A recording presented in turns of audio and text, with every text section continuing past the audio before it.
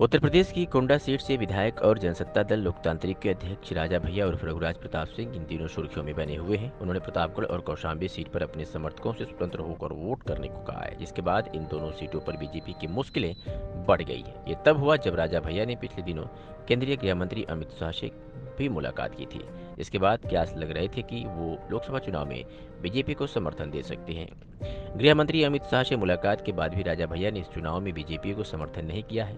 ऐसे में सवाल ये भी उठ रहा है कि राजा भैया और अमित शाह की मुलाकात में क्या हुआ था, दोनों ने किन मुद्दों पर बात की, इस पर बाद में सहमति नहीं बन पाई। बीजेपी को लेकर इन तमाम बातों पर राजा भैया ने मीडिया से बात की और बताया कि हमारी किसी से कोई नाराजगी नहीं है। केंद्रीय मंत्री अमित शाह से हुई मुलाकात पर राजा भैया ने कहा कि हमारी उनसे बहुत अच्छी भेंट रही।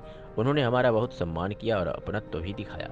इस दौरान हमारी उनसे कई विषयों पर बात हुई, जिनके विषयों के बारे में तो नहीं बता सकते हैं, लेकिन तब तक नामांकन हो चुके थे। उसके बाद ये भेंट हुई थी, तो आगे देखते हैं जो भी होगा, लेकिन इस लोकसभा चुनाव में तो नहीं। दरअसल राजा भैया कौशाम्बी सीट से बीजेपी प्रत्याशी विनोद सोनकर से नाराज बताए जा रहे हैं, जिसके बाद उन्होंने अपने समर्थकों से स्वतंत्र होकर वोट देने को कहा है। उन्होंने कहा कि जिस पार्टी को वोट देना हो दे देना, लेकिन नोटा का बटन मत दबाना।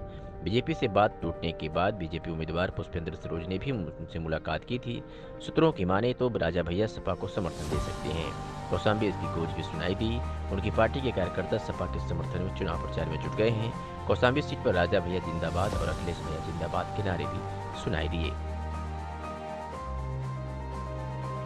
ऐसे ही अपने शहरों की तमाम छोटी और बड़ी खबरों को देखने के लिए 365 दिन खबर चैनल को सब्सक्राइब करें और बेल आइकन दबाना बिल्कुल ना भूलें।